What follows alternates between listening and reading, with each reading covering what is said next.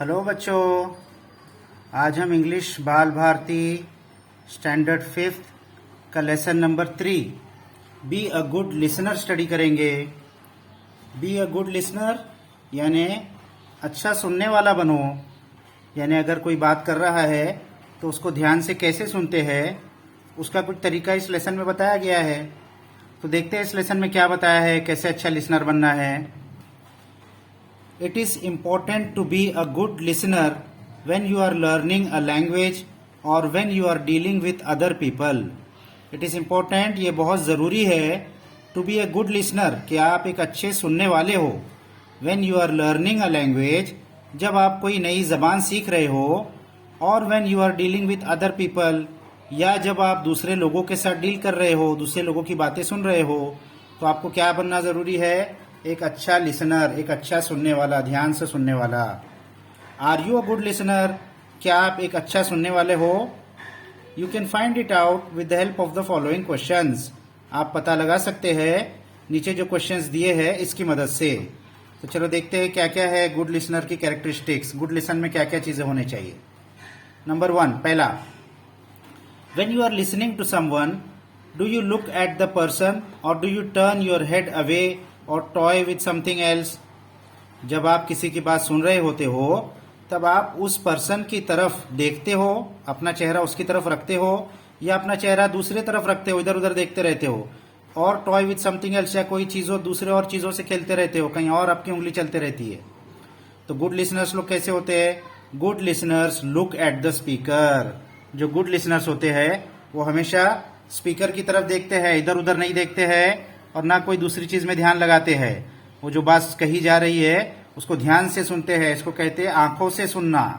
यानी जहां आप सुन रहे हैं, जिसको आप सुन रहे हैं, आपकी आंखें भी उसी की तरफ होना चाहिए, वरना अगर आंखें आपकी दूसरी तरफ हो आपका ध्यान भटक जाएगा। तो पहला पॉइंट क्या है? जो बात कह रहा है उसकी तरफ ध्यान से देखना, दूसरी तरफ नहीं देखना। Number 2, do you pay attention to what the speaker is saying? आप जो स्पीकर कह रहा है, जो कहने वाला कह रहा है, उसको ध्यान से सुनते हैं या आपका ध्यान इधर उधर भटकते रहता है? तो good listeners play close attention to the speaker.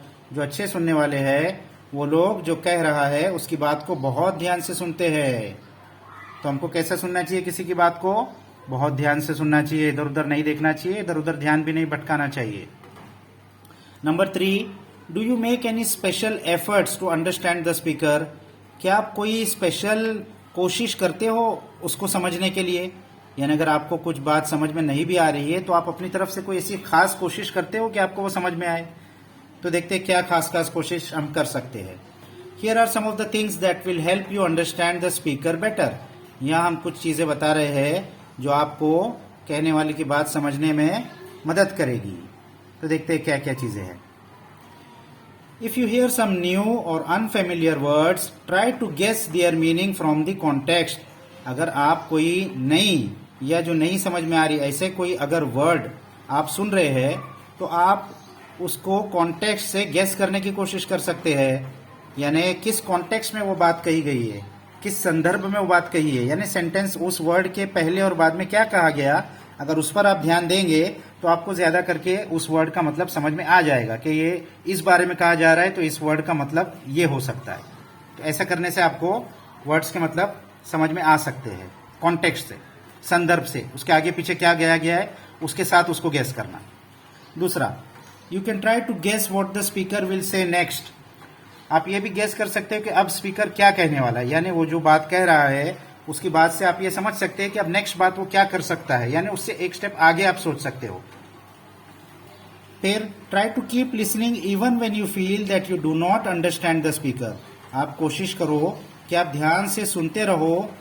अगर आपको उसकी कोई बात नहीं भी समझ में आ रही है फिर भी आप अपना ध्यान मत हटाओ, अपना ध्यान, अपनी तवज्जो उसी पर रखो। और even when you disagree with the speaker, या अगर कोई उसकी बात आपको गलत लग रही है फिर भी आप उस वक्त अपना ध्यान मत हटाओ, उस वक्त उसकी बातों को ध्यान से सुनते रहो। Wait for the speaker to finish what he is saying. आप इंतजार करो कि स्पीकर जो कह रहा है वो अपनी बात खत्म कर ले। जब वो बात खत्म कर चुकेगा then you can get your doubts clarified by asking polite questions. तो आप उसके बाद में अपनी बात क्लैरिफाई कर सकते हैं जो आपके डाउट्स है। कैसे? उससे क्वेश्चंस पूछ के, पोलाइट तरीके से, नरमी से स्पीकर से क्वेश्चन पूछ के आप बात को समझ सकते हैं कि प्लीज़ सर ये मुझे समझा दीजिए, ये बात मेरी समझ में नहीं आई थी। उस वक्त बीच में नहीं टोकना चाहिए। डू नॉट फील शाय और अफ्रेड टू आस्क क्वेश्चंस। जब बात खत्म हो जाए तो आप शर्म भी मत करो और डरो भी मत क्वेश्चंस पूछने के लिए। अगर आपको कोई बात नहीं समझ में आई है तो बात खत्म होने के बाद में आप ज़रूर क्वेश्चन पूछो। Put your questions to the speaker politely. जो आप क्वेश्चन पूछोगे वो किस तरीके से पूछना है? पोलाइटली, नरमी से, अच्छे से, वेल मैनर से, अच्छी तरीके से पूछना है। Sometimes it helps to note down important words और points even as you listen. जब आप किसी की बात सुनते हो तो एक डायरी, एक पेंसिल, एक पेन अपने पास हमेशा रहना चाहिए कि जो इम्पोर्टेंट पॉइंट आपको लगे वो फौरन आप सुनते सुनते नोट डाउन कर लो। इम्पोर्टेंट पॉइंट्स, पूरा का पूरा नहीं, इम्पोर्टेंट पॉइंट्स, इम्पोर्टेंट वर्ड्स वो आप नोट डाउन कर लेना चाहिए उसी वक्त। उससे क्या होगा, बाद में जब आप उन पॉइंट्स को देखोगे तो पूरा लेक्चर आपको एक समरी के तौर पर मिल जाएगा। कोई चीज़ आप छूटेगी नहीं, कोई चीज़ आपकी भूलेगी नहीं, रिवाइज हो जाएगा आपको। Lastly, it also helps to keep thinking about what you heard. आप क्या करो, जब आप कोई बात सुनो और आपको ठीक से समझ में नहीं भी आई तो भी आप उसके बारे में सोचते रहो। उसको छोड़ मत दो, ये समझ में नहीं आ रहा है चलो छोड़ दो, नहीं, उसके बारे में सोचते रहो। You may grasp the meaning of a difficult word और फ्रेज लेटर ऑन। ऐसा भी हो सकता है कि उस वक्त आपको ना समझ में आए, लेकिन बाद में जब आप उसको ध्यान से सुनोगे, सोचते रहोगे उसके बारे में, तो बाद में आपको हो सकता है वो समझ में आ जाए। तो इसके लिए आप उसको सोचते रहो, छोड़ो मत।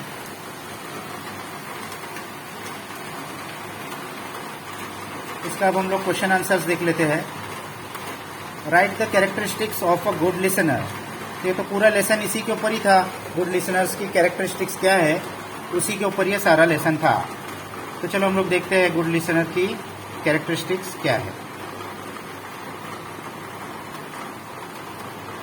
The characteristics of a good listener are, ये इसी लेसन में से हमने थोड़ा सा समरी बना दिया है। ये लेसन में ही सब कुछ दिया हुआ है।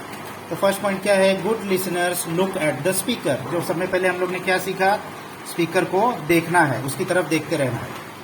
Good listeners play close attention to the speaker. Good listeners speaker की तरफ ध्यान देते, तवज्जो देते, ध्यान इधर उधर भटकाते नहीं है। They try to guess the meaning of new और unfamiliar words from the context. ये हमने अभी पढ़ा। अगर वर्ड नहीं समझ में आया तो उसके आगे और पीछे क्या संदर्भ में बात हो रही है, उससे आपको वर्ड का मतलब समझ में आ सकता है, आप अंदाजा लगा सकते हैं। They try to keep listening even when they don't understand the speaker. अगर कुछ बात नहीं भी समझ में आ रही है तो भी सुनते रहना है, ध्यान नहीं भटकाना है। And when the speaker finish they get their doubts clarified by asking polite questions. और जब स्पीकर बात खत्म कर दे तो उस वक्त आपको जो नहीं समझ में आया है वो पोलाइटली क्वेश्चन करके आप पूछ सकते हैं। ये सब हमने लेसन में पढ़ा है, उसको सिर्फ पॉइंट वाइज लिख रहे हैं यहाँ पर। Next point, they do not feel shy और अफ्रेड टू आस्क क्वेश्चंस। ये पढ़ा ना आपने। जब बात खत्म हो जाए तो आप शर्माओ भी मत और डरो भी मत। जो आपको नहीं समझ में आया वो साफ साफ पूछो। उसके बाद they note down important points while listening. जो इम्पोर्टेंट पॉइंट्स है वो उसी वक्त क्या करना है, हमको लिखते रहना है, ताकि हम कोई चीज़ भूले नहीं, हर पॉइंट हमारे दिमाग में बैठा रहे। तो लिखे रहेंगे तो कुछ भूलेंगे नहीं। उसके बाद they keep thinking about what they heard. As a result they grasp the meaning later on. अगर कोई बात उस वक्त समझ में नहीं भी आई तो उसके बारे में सोचते रहना है, तो आहिस्ता आहिस्ता हो सकता है कुछ देर बाद वो बात हमारे समझ में आ जाए। तो ये सारे क्या थे, गुड लिसनर्स के पॉइंट्स थे, कैरेक्टरिस्टिक्स थे। तो हमको भी गुड लिसनर बनना है तो हमको भी ये सारी कैरेक्टरिस्टिक्स अपने अंदर पैदा करनी है। तो करेंगे ना आप सब लोग, बच्चे लोग? तो इसको अपने अंदर लाने की कोशिश करो। अभी question 2, listen carefully and guess how the sentence would and.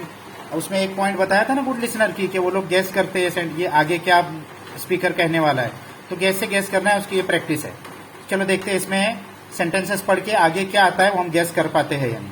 Number 1, once there was a crow he was very thirsty. एक कौवा था, वो बहुत प्यासा था। ही वॉन्टेड टू ड्रिंक, उसे पीना था। तो अभी ये क्या होगा, उसे पीना। कौवा है और प्यासा है तो उसको क्या चाहिए, उसको पानी चाहिए। तो क्या आएगा आगे, He wanted to drink some water। ये हम आसानी से गैस कर सकते हैं इसके पहले कॉन्टेक्स्ट से। Number 2, there were dark clouds in the sky। आसमान में काले बादल थे। Soon it began to, तो बहुत जल्दी क्या होने लगी, काले बादल थे तो क्या होगा, बारिश होगी। Soon it began to rain। ये हम आसानी से गैस कर सकते हैं। Third, this step is broken। ये सीढ़ी टूटी हुई है। Please be तो क्या करो आप, प्लीज बी केयरफुल, आप ध्यान से आओ, कहीं गिर नहीं जाओ। ये भी हम आसानी से गैस कर सकते हैं। Number 4, when the student saw the question paper they were, जब बच्चों ने क्वेश्चन पेपर देखा तो वो क्या हो गए, तो आप अपने वर्ड में इसको लिख सकते हैं दे वेर अफ्रेड, हमने लिखा है वो डर गए, या आप लिख सकते हैं दे वेर नर्वस, या आप लिख सकते हैं कोई बहुत अच्छा स्टूडेंट होगा तो वो he was they were happy, बहुत अच्छा स्टूडेंट है तो क्वेश्चन देख के खुश हो गया कि ये तो बहुत आसान है। तो इसमें कुछ भी आ सकता है अपने हिसाब से। और number 5, when the teacher read the answer paper she was, हमने लिखा है हैप्पी, जब टीचर ने आंसर पेपर पढ़ा तो अगर बच्चों ने आंसर पेपर बहुत अच्छा लिखा होगा तो टीचर क्या हो गई, टीचर हो गई हैप्पी। अगर बच्चों ने बहुत खराब लिखा होता तो क्या हम लिख सकते थे, शी वॉज एंग्री। तो यहाँ बच्चों ने, हम उम्मीद करते हैं अच्छा लिखा होगा तो हम लिख रहे हैं हैप्पी।